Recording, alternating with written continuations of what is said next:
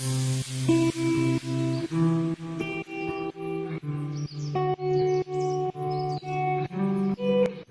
la vida de un ser humano ocurren distintas etapas, pero mayormente la cosa más hermosa se encuentra en el inicio de un ser humano, en cómo se crea una nueva forma de vida. Todo ello inicia en la fecundación. La fecundación es la fusión de los gametos masculino y femenino, es decir, el espermatozoide y el óvulo, de manera que se restablece la dotación cromosómica normal del ser humano, 46 cromosomas. Para que pueda ocurrir el fenómeno de la fecundación, el hombre debe eyacular en el interior de la vagina de la mujer. En este momento, los espermatozoides podrán ascender por el tracto genital femenino y llegar hasta las trompas de falopio, lugar donde se encuentra con el óvulo. Una vez que los espermatozoides hayan llegado a las trompas de falopio después del coito, solamente podrán encontrarse con el óvulo si la mujer se encuentra en sus días fértiles y ha estado ovulando. En ese caso, los espermatozoides se colocarán alrededor del óvulo e intentarán fecundarlo. Aunque el proceso de unión entre óvulo y espermatozoides pueda parecer sencillo, lo cierto es que deben darse varios mecanismos y cambios en ambos gametos para que pueda ocurrir la fecundación. A continuación te explicamos paso a paso las distintas etapas de la fecundación en el ser humano.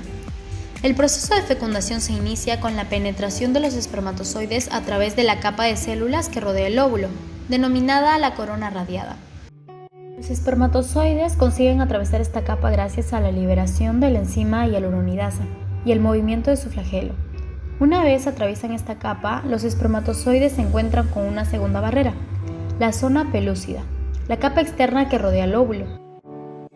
Seguidamente, se necesita más de un espermatozoide para lograr degradar la zona pelúcida, aunque finalmente solo uno de ellos podrá entrar al óvulo. Para que el esperma pueda atravesar esta segunda barrera, la cabeza del espermatozoide establece contacto con el receptor ZP3 de la zona pelúcida del óvulo. Esto desencadena la reacción acrosómica, que consiste en la liberación de enzimas hidrolíticas denominadas espermiolicinas. Dichas enzimas disuelven la zona pelúcida para permitir el paso del espermatozoide. Asimismo, la reacción acrosómica provoca una serie de cambios en el espermatozoide que permiten su capacitación final para poder penetrar en el interior del óvulo, fundiendo sus membranas. Acto seguido, el espermatozoide entra en contacto con la membrana plasmática del óvulo, donde se desencadenan tres procesos distintos en el gameto femenino: la formación del cono de fecundación, la despolarización instantánea de su membrana, la liberación de gránulos corticales al espacio perivitelino. Cabe recalcar que la formación del cono de fecundación permite la fusión de la membrana del óvulo con la del espermatozoide para que la cabeza del espermatozoide pueda entrar. A su vez, gracias a la despolarización de la membrana del óvulo y a la liberación de los gránulos corticales, se evita la entrada de otro espermatozoide. Con la entrada de la cabeza del espermatozoide, el óvulo se activa para terminar la meiosis, proceso que permite la reducción del número de cromosomas. Así se libera el segundo corpúsculo polar y los cromosomas se colocan formando una estructura denominada pronúcleo femenino. Por su parte, el espermatozoide avanza hasta que su cabeza, que contiene el núcleo del espermatozoide, queda junto al pronúcleo femenino. La cola se desprende para terminar degenerando y el núcleo se hincha para formar el pronúcleo masculino. Una vez ambos pronúcleos se encuentren uno junto al otro, ocurre la fusión de ambos.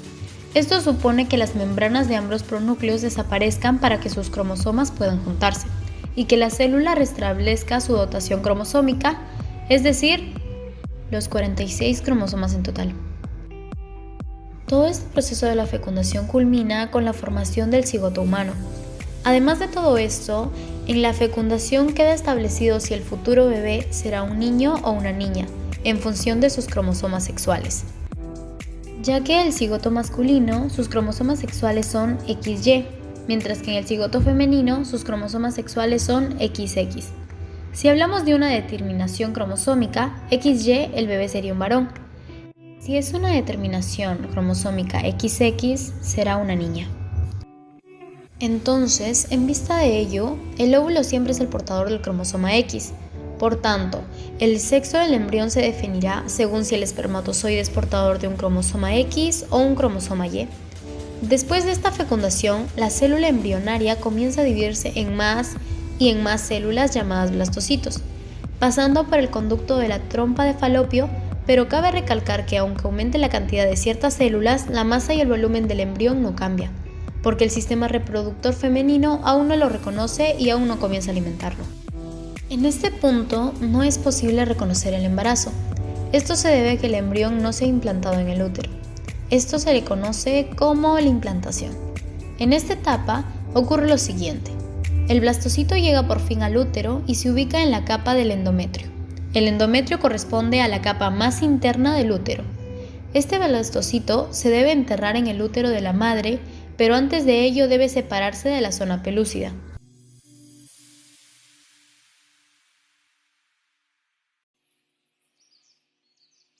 Antes de iniciar con el embarazo, recordemos que el ciclo menstrual ayuda al cuerpo de la mujer a prepararse para un embarazo y hace que baje el periodo cuando el embarazo no ocurre.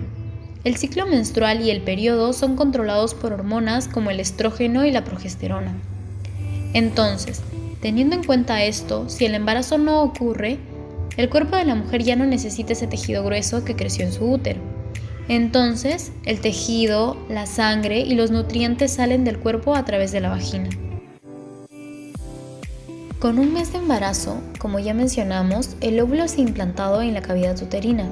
Por lo tanto, el embrión va tomando la forma de un disco. Se va distinguiendo una extremidad abultada que será la cabeza. El primer síntoma del embarazo en el primer mes será la ausencia de la menstruación, aunque la madre ya puede notar un crecimiento discreto del pecho y cambios en el olfato o el gusto.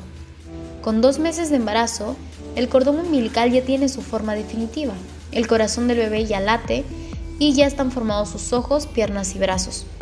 En las madres se notará un aumento del tamaño de sus pechos y cintura y cambios de humor debido a las hormonas. La madre empezará a sentir los primeros mareos y vómitos matutinos y notará cansancio extremo y retención de líquidos. En 3 meses de embarazo, los órganos vitales del bebé ya se han formado. El bebé deja de llamarse embrión, por lo que recibe el nombre de feto. La placenta de la madre sustituirá los pulmones, el hígado y los riñones por el bebé. La madre experimenta un oscurecimiento en las areolas y podrían sentirse confusas respecto a la maternidad, debido al efecto de las hormonas. Además, en esta etapa ya se podrá realizar la primera ecografía con normalidad. Con 4 meses de embarazo, la piel del bebé todavía es fina y transparente. Además, ya tiene desarrolladas sus uñas, huellas dactilares y se pueden oír los latidos del corazón. En este mes de embarazo, el subidón hormonal y las molestias iniciales están desapareciendo de la madre, pero se podrán notar diferentes cambios en el cuerpo de la mujer, como la aparición de lunares y manchas en la piel, estreñimiento o cambios en los pechos. Asimismo, también llega el momento en el que se aparecerá la conocida línea alba, una línea oscura que va desde el ombligo hasta el pubis. Con 5 meses de embarazo, la madre experimenta los primeros movimientos del bebé, como el hecho de que el bebé se chupe el dedo o que duerme entre 18 y 20 horas diarias. El cuerpo del bebé se cubre con un fino vello llamado lanugo, lo cual sirve para proteger su piel. Y también el bebé en este mes está bien desarrollando su cabello, pestañas y cejas. Por otra parte, el útero de la madre subirá hasta la altura del ombligo.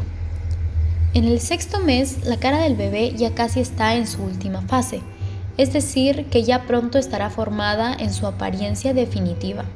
En este mes, el bebé también será capaz de sentir el olor y mayormente está despierto. El bebé se moverá mucho y la mamá notará sus pataditas. En este mes, la columna de la mujer se modificará para compensar el peso del bebé y la barriga de la madre cada vez será más grande. La madre también notará otros cambios físicos como la aparición de estrías. Con 7 meses de embarazo, la placenta de la mujer transfiere anticuerpos de su organismo al del bebé para protegerlo de algunas enfermedades cuando nazca. Además, el bebé comienza a responder a sus ruidos exteriores con sus movimientos y aparecen los primeros movimientos respiratorios. Por otro lado, el líquido amniótico disminuye. Durante este mes es normal que la mamá tenga miedos y temores, ya que ella centrará toda su atención en el momento de parto. Asimismo, puede notar ansiedad, sensación de torpeza, ardor en el estómago, entre otros síntomas. Con 8 meses de embarazo, el bebé se coloca con la cabeza hacia abajo, ya que se prepara para el momento del parto. Su piel se vuelve más espesa y rosácea, y los gruesos del cráneo son flexibles. Por otro lado, en la mamá, la parte superior de su útero se palpa 8 centímetros por encima del ombligo, por lo que llega a alcanzar al esternón. Durante este mes, la madre estará más sensible y necesitará atención y cuidados. Además, experimentará contracciones, acidez en el estómago, pesadez corporal por el aumento del útero o necesidad frecuente de ir al baño, entre otros síntomas. En el 9º mes de embarazo, el bebé se coloca con la cabeza hacia abajo, ya que está preparado para el momento del parto. El lánugo cae y sus pulmones están preparados para funcionar en el exterior. Durante este mes, el ombligo de la madre estará sobresaliente y necesitará sentirse más protegida que nunca. Además, podría sufrir ansiedad, retener líquidos o tener calambres en las piernas y varices. Ahora hablaremos del parto vaginal. El trabajo de parto comienza cuando la mujer tiene pérdida de sangre, las membranas se rompen y tiene contracciones uterinas dolorosas que causan borramiento. Esto quiere decir que el cuello uterino se estira y se vuelve más delgado y dilatación del cuello. Signos y síntomas preliminares del parto.